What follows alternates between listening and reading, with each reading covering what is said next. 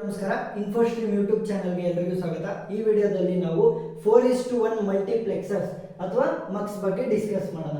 So ಏನಕ್ಕೆ use ಆಗುತ್ತೆ ಇದು? Data communication in common line. Common line ಅಂದ್ರೆ ಏನು? ನಮಗೆ ಇನ್ಪುಟ್ಸ್ ಎಷ್ಟು ನಂಬರ್ ಬೇಕಾದರೂ ಇರ್ಬೋದು, ಆದರೆ ಔಟ್ಪುಟ್ ಕೇವಲ ಒಂದೇ ಒಂದಿರುತ್ತೆ. ಸೊ ಒಂದೇ ಒಂದು ಕಾಮನ್ ಲೈನ್ ನ ಮುಖಾಂತರ ಡೇಟಾ ಕಮ್ಯುನಿಕೇಶನ್ಗೆ ಯೂಸ್ ಆಗುತ್ತೆ. ಇವಾಗ 4:1 ಮಲ್ಟಿಪ್ಲೆಕ್ಸರ್ದು block diagram, truth table, characteristic equation ಮತ್ತೆ ಲಾಜಿಕ್ ಸರ್ಕ್ಯೂಟ್ ಡಯಾಗ್ರಾಮ್ ನ ಹೇಗೆ ಬರೆಯೋದು ಅಂತ ನೋಡೋಣ. ಫಸ್ಟ್ ಬ್ಲಾಕ್ ಡಯಾಗ್ರಾಮ್ ನ ನೋಡ್ತಾ ಹೋದ್ರೆ 4:1. ಸೊ 4 ಅಂದ್ರೆ ಇದು ಇನ್ಪುಟ್ ಆಯ್ತು, 1 ಅಂದ್ರೆ ಔಟ್ಪುಟ್. ಸೊ 4 ಇನ್ಪುಟ್ಗಳು ಅದರ ಜೊತೆ ಒಂದು ಔಟ್ಪುಟ್. ಸೊ ಔಟ್ಪುಟ್ಗೆ ನಾನೇನು ಮಾಡ್ತೀನಿ, y ಅಂತ ಬರೀತೀನಿ. ಇನ್ಪುಟ್ಗಳಿಗೆ ಏನು ಮಾಡ್ತೀನಿ ಅಂತ ಅಂದರೆ I0, I1, I0 ಅಂದರೆ I0, I1, I2, I3 ಅಂತ ತಗೊಳ್ತೀನಿ. ಈಗ ಇದು ಯಾವುದಿದು? 4:1 ಮಕ್ಸ್. ನೆಕ್ಸ್ಟ್ ಈ ಬ್ಲಾಕ್ ಡಯಾಗ್ರಾಮ್ನ ಯೂಸ್ ಮಾಡ್ಕೊಂಡು ಟ್ರೂತ್ ಟೇಬಲ್ನ ಬರೀಬೇಕು. ಸೊ ಟ್ರೂತ್ ಟೇಬಲ್ನ ಬರೀಬೇಕಾದ್ರೆ ನಮಗೆ ಸೆಲೆಕ್ಟಿವ್ ಲೈನ್ಸ್ಗಳು ಬೇಕಾಗುತ್ತೆ. ಸೆಲೆಕ್ಟಿವ್ ಲೈನ್ಸ್ ಯಾಕೆ ಬೇಕಾಗುತ್ತೆ ಅಂದರೆ ನಮಗೆ ಬರುವಂಥ ಔಟ್ಪುಟ್ ಕೇವಲ ಒಂದಲ್ವಾ. ಸೊ ಈ 4 ಇನ್ಪುಟ್ಗಳಲ್ಲಿ ಯಾವುದನ್ನ ತಗೋಬೇಕು ಅಂತ ಡಿಸೈಡ್ ಮಾಡೋದು ಯಾವುದು? Selective lines. ಸೊ ಸೆಲೆಕ್ಟಿವ್ ಲೈನ್ಸ್ನ ಹೇಗೆ ಬರೀಬೇಕು? Selective lines. ಸೊ ಸೆಲೆಕ್ಟಿವ್ ಲೈನ್ಸ್ನ ಹೇಗೆ ಬರೀಬೇಕು ಅಂತಂದ್ರೆ ಎಷ್ಟು ಬೇಕು ಅಂತ ನೋಡಬೇಕು. ಸೊ ಎಷ್ಟು ಬೇಕು ಅಂತಂದ್ರೆ ಈಗ ಸೆಲೆಕ್ಟಿವ್ ಲೈನ್ಸ್ಗೆ ಎಷ್ಟು ಇನ್ಪುಟ್ಗಳಿವೆ ನೋಡಿ, 1 2 3 4. ಸೊ 4 ಇನ್ಪುಟ್ಗಳಿವೆ.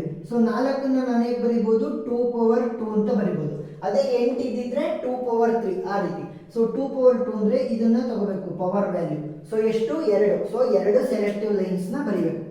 2 ಸೆಲೆಕ್ಟಿವ್ ಲೈನ್ಸ್, S0 ಅಂದ್ರೆ S0 ಮತ್ತೆ S1. ಸೊ 2 ಸೆಲೆಕ್ಟಿವ್ ಲೈನ್ಸ್ ನ ನಾವು ಮಾಡಿದೀವಿ. ಇವಾಗ ಈ ಸೆಲೆಕ್ಟಿವ್ ಲೈನ್ಸ್ ಏನ್ ಮಾಡುತ್ತೆ? ಯಾವ ಇನ್ಸ್ಟ್ರಕ್ಷನ್ ಅನ್ನ ತಗೋಬೇಕು ಇನ್ಪುಟ್ ಆಗಿ ಅಂತ ಹೇಳುತ್ತೆ. ಸೊ ಫಸ್ಟ್ ಏನ್ ಬರೀಬೇಕು? ಇನ್ಪುಟ್ ಮತ್ತೆ ಔಟ್ಪುಟ್. ಯಾವ್ದ್ರಲ್ಲಿ? ಟ್ರೂತ್ ಟೇಬಲ್ ಅಲ್ಲಿ. ಸೊ ನನ್ನ ಇನ್ಪುಟ್ಗಳು ಯಾವುವು? ಈ ಸೆಲೆಕ್ಟಿವ್ ಲೈನ್ಸ್ ಮುಖಾಂತರನೇ ಅಲ್ವಾ ನನ್ನ ಇನ್ಪುಟ್ಗಳು ಡಿಸೈಡ್ ಆಗೋದು. ಸೊ ಸೆಲೆಕ್ಟಿವ್ ಲೈನ್ಸ್ ನೇ ತಗೋಬೇಕು, S1 ಮತ್ತೆ S0. ನೆಕ್ಸ್ಟ್ ನನ್ನ ಔಟ್ಪುಟ್ ಏನು? Y. ಸೊ ಇವಾಗ ಎಷ್ಟು ಇನ್ಪುಟ್ಗಳಿವೆ? 2 ಇನ್ಪುಟ್. ಸೊ 2 ಇನ್ಪುಟ್ ಇದ್ರೆ ಹೇಗೆ ಕಾಂಬಿನೇಷನ್ ಬರೆಯೋದು?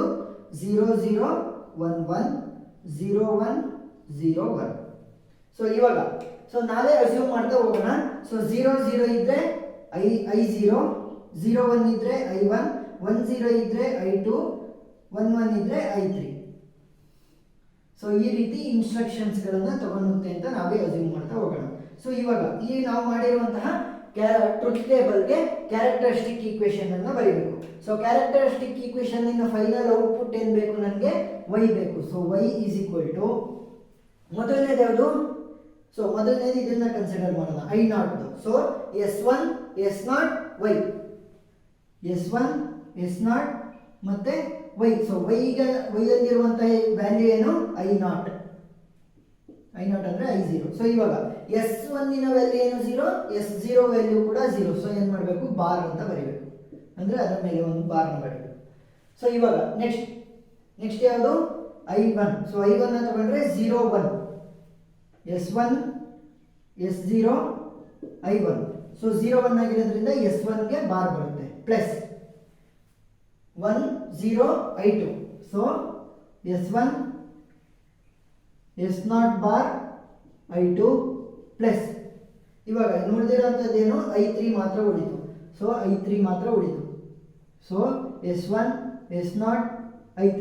ಸೊ ಇವಾಗ ಅಷ್ಟನ್ನು ಸೇರಿಸ್ಬಿಟ್ಟು ನಾವು ಕ್ಯಾರೆಕ್ಟರಿಸ್ಟಿಕ್ ಈಕ್ವೇಷನ್ ಅನ್ನ ಬರೆದಿದ್ದೀವಿ. ಸೊ ಈ ಕ್ಯಾರೆಕ್ಟರಿಸ್ಟಿಕ್ ಈಕ್ವೇಷನ್ಗೆ ನಾವು ಸರ್ಕ್ಯೂಟ್ ಡಯಾಗ್ರಾಮ್ ನ ಬರೀಬೇಕು. ಸೊ ಸರ್ಕ್ಯೂಟ್ ಡಯಾಗ್ರಾಮ್ ಬರಿಬೇಕಾದ್ರೆ ನನಗೆ ಬೇಕಾಗಿರುವಂಥ ಇನ್ಪುಟ್ಸ್ಗಳು ಯಾವುವು? S1 ಬೇಕು, S0 ಬೇಕು, I0 I1 I2 I3 ಇಷ್ಟು ಬೇಕು. ಸೊ ನನಗೆ ಎಲ್ಲದರಲ್ಲೂ ಕಾಮನ್ ಇರುವಂಥದ್ದು ಯಾವುದು? S1 ಮತ್ತೆ S0. ಸೊ S1 ಮತ್ತೆ S0 ನ ಇಲ್ಲಿ ತಗೊಳ್ತೀನಿ. ನೆಕ್ಸ್ಟ್ ಆ S1ಗೆ S1 ಕೂಡ ಇದೆ, S1 ಬಾರ್ ಕೂಡ ಇದೆ. ಬಾರ್ ಅಂದ್ರೇನು?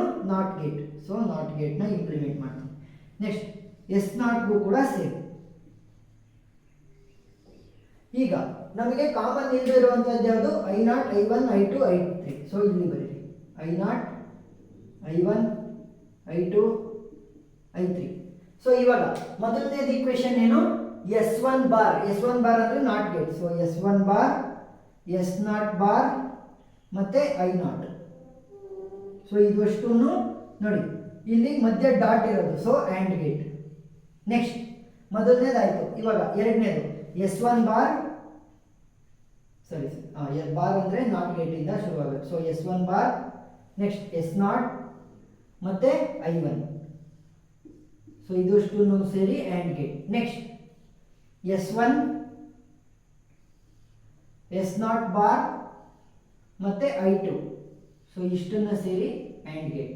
ನೆಕ್ಸ್ಟ್ ಮೂರನೇದು ಯಾವುದು, ಇನ್ನು ಕೊನೆ ಉಳಿದಿರೋಂಥದ್ದು ನಾಲ್ಕನೇದು S1 S0 ಮತ್ತು I3. ಸೊ ಇದು ಮೂರನ್ನು ಸೇರಿ ಆ್ಯಂಡ್ ಗೇಟ್. ಸೊ ಈ ನಾಲ್ಕನ್ನು ಸೇರ್ಬಿಟ್ಟು ನಾಲ್ಕು ಈಕ್ವೇಷನ್ಗಳನ್ನು ಸೇರಿಸಿ ಆ್ಯಡ್ ಮಾಡ್ತಾ ಇದ್ವಿ. ಆ್ಯಡ್ ಅಂದರೆ ಏನು, ಆರ್ ಗೇಟ್. ಸೊ ಇದಷ್ಟನ್ನು ಸೇರಿಸಿ ಆರ್ ಗೇಟ್ನ ಬರಿಬೇಕು. ಅಷ್ಟನ್ನು ಸೇರಿಸಿ ಆರ್ ಗೇಟ್ ಬರೆದ್ರೆ ನಮಗೆ ಔಟ್ಪುಟ್ ವೈ. ಯಾಕೆ ಔಟ್ಪುಟ್ ವೈ ಒಂದೇ ಒಂದು ಔಟ್ಪುಟ್ ಇರೋದು, ಸೊ ಔಟ್ಪುಟ್ ವೈ ಸಿಗುತ್ತೆ.